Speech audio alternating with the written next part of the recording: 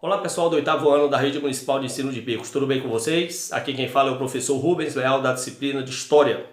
Gostaria de convidá-los a assistir a nossa aula de número 22, sob o título O Reinado de Dom Pedro I, de 1822 a 1831, comumente chamado também de Primeiro Reinado, haja visto que o governo é de Dom Pedro I, que você poderá encontrar no seu livro didático a partir da página de número 136. Vamos nessa então? Então, pessoal, como foi dito na semana passada, o Brasil proclamou sua ruptura e independência em relação ao domínio português em 7 de setembro de 1822. Portanto, 7 de setembro próximo, que está se apresentando aí, próximo mês, nós completaremos 199 anos de independência. E no próximo ano, em 7 de setembro, nós comemoraremos o bicentenário do nosso processo de ruptura com o domínio português. E o mais interessante é que quem liderou a ruptura foi justamente o herdeiro do trono português, Dom Pedro I. Ele proclamou nossa independência às margens do Riacho Ipiranga, em 7 de setembro de 1822, e a partir daí o Brasil conhece um novo rumo na sua história. O primeiro reinado, com Dom Pedro I, primeiro monarca brasileiro. E quando ele assumiu, ele teve seu primeiro problema. Ao indicar a independência, ao proclamar a independência, das 20 províncias que o Brasil detinha na época, 15 aderiram imediatamente à causa da independência e apoiaram o manifesto de Dom Pedro I, o rei do Brasil. Só que 5 províncias não acataram a ideia de independência, não declararam apoio a Dom Pedro I e declararam-se fiéis ao domínio português ainda. Essas 5 províncias são conhecidas como províncias rebeldes: Piauí, Maranhão, Pará, Bahia e Cisplatina.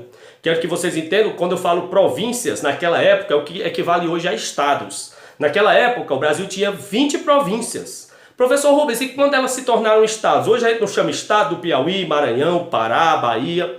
Na verdade elas só ganharam o status de estado a partir da proclamação da República, em 15 de novembro de 1889. Como nós ainda estamos no Império, no primeiro reinado, na época, eram chamadas de províncias. Então, das 20 províncias que o Brasil tinha na época, 15 apoiaram a independência e apoiaram o projeto de ruptura liderado por Dom Pedro I. Mas 5 se recusaram a apoiar o monarca e mantiveram fidelidade a Portugal. Como eu disse, elas são chamadas na história de províncias rebeldes, porque não quiseram aderir à causa de independência. Maranhão, Pará, Piauí, Bahia e Cisplatina. O que Dom Pedro fez então para conseguir a adesão dessas 5 províncias rebeldes? Infelizmente ele teve que agir pelo uso da força. Como ele havia acabado de proclamar nossa independência e o Brasil ainda não tinha um exército próprio, porque era um país recém-emancipado, ele então contratou mercenários europeus para reprimirem essas 5 províncias rebeldes e conseguirem a adesão à força compulsória dessas 5 províncias. E finalmente conseguiu. Em 1823, as 20 províncias já apoiavam a causa da independência, sendo que 5 teve que se usar a força para conseguir essa adesão. Resolvia-se aí o problema interno, porque nós temos agora um problema externo. Qual era o problema externo? Dom Pedro proclamou a independência do Brasil em 7 de setembro de 1822, mas até então nenhum país apoiou esse projeto. Somente em 1824, os Estados Unidos apoiaram o projeto de independência do Brasil. Em 1825 foi a vez de Portugal também reconhecer nossa independência. E em 1827 a Inglaterra aderiu à independência e reconheceu o Brasil como um país livre. Então, esses foram os 3 primeiros países a apoiarem a independência do Brasil. Os Estados Unidos em 1824, Portugal, nossa antiga metrópole, em 1825 e a Inglaterra em 1827. Sendo que Portugal só reconheceu nossa independência mediante o pagamento de uma indenização. O Brasil teve que pagar 2 milhões de libras esterlinas a Portugal e Dom Pedro I teve que dar um título de honra ao seu pai. Dom João VI recebeu o título de defensor perpétuo do Brasil. O título e 2 milhões de libras esterlinas foram necessários para que Portugal reconhecesse nossa independência. E aqui uma curiosidade: o Brasil não dispunha desses 2 milhões de libras esterlinas que Portugal exigia para reconhecer nossa independência. Então o Brasil contraiu seus primeiros empréstimos. A dívida externa brasileira teve início em 1825, quando o Brasil contraiu 2 milhões de libras esterlinas emprestada com bancos ingleses para pagar Portugal, para Portugal finalmente reconhecer nossa independência. Uma vez reconhecida a nossa independência externa, era a vez de Dom Pedro, o primeiro imperador do Brasil, elaborar a primeira Constituição do nosso país. E, para tanto, em 1823 ele organizou eleições para a composição da Assembleia Nacional Constituinte. Deputados e senadores de todas as 20 províncias foram eleitos e estiveram na capital, Rio de Janeiro, para elaborar a primeira Constituição em 1823. Essa Constituição, elaborada pela Assembleia Nacional Constituinte, tentou limitar os poderes do monarca. Dom Pedro I não aceitou ter seus poderes limitados, não aceitou a Constituição de 1823 e dissolveu a Assembleia Nacional Constituinte, destituindo todos os deputados e senadores. Convocou então uma equipe de juristas e em 1824, a mando do imperador, essa equipe elaborou uma nova Constituição. Uma Constituição autoritária que tinha como pré-requisitos. A Constituição de 1824 trazia monarquia hereditária, esse seria o regime do Brasil, voto censitário, baseado na renda, só quem tinha posses poderia votar e candidatar-se a cargos públicos, o catolicismo como religião oficial do Estado brasileiro e a existência de 4 poderes: o executivo, o legislativo, o judiciário e o moderador, que era um poder exclusivo do imperador Dom Pedro e que era maior que os outros 3 poderes. Então, essas são as regras da primeira Constituição brasileira de 1824.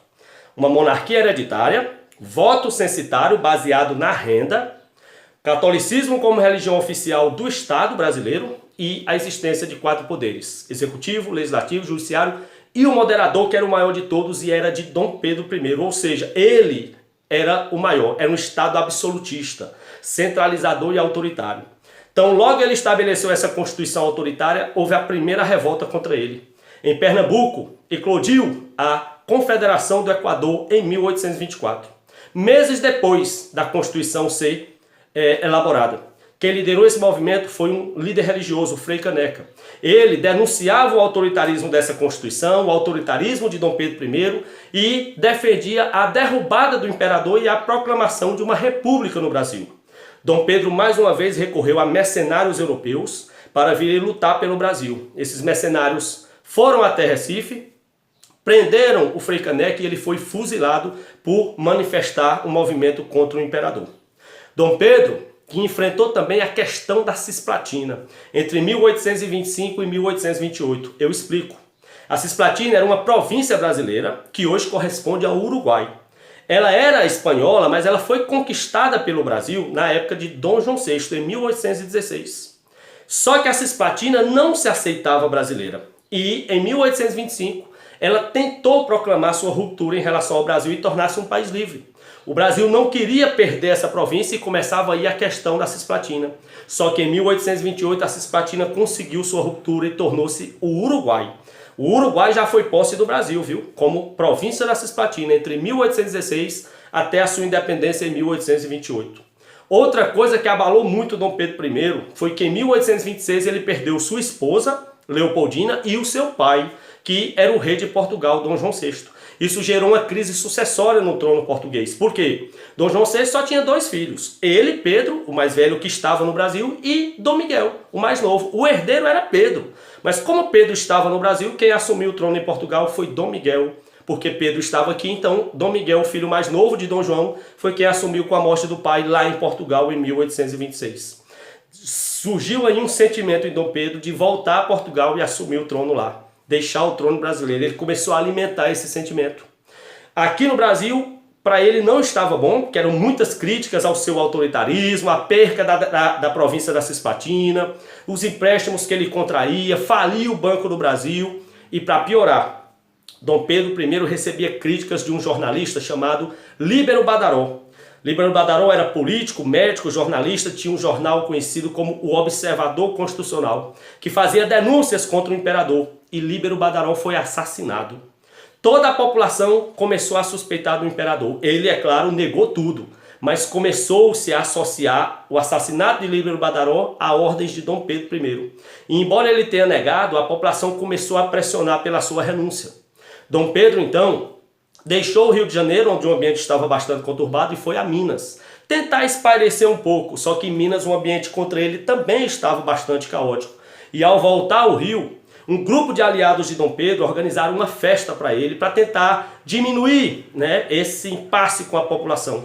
Quando a população soube dessa festa preparada para o imperador Dom Pedro I, invadiu a festa e quebrou tudo.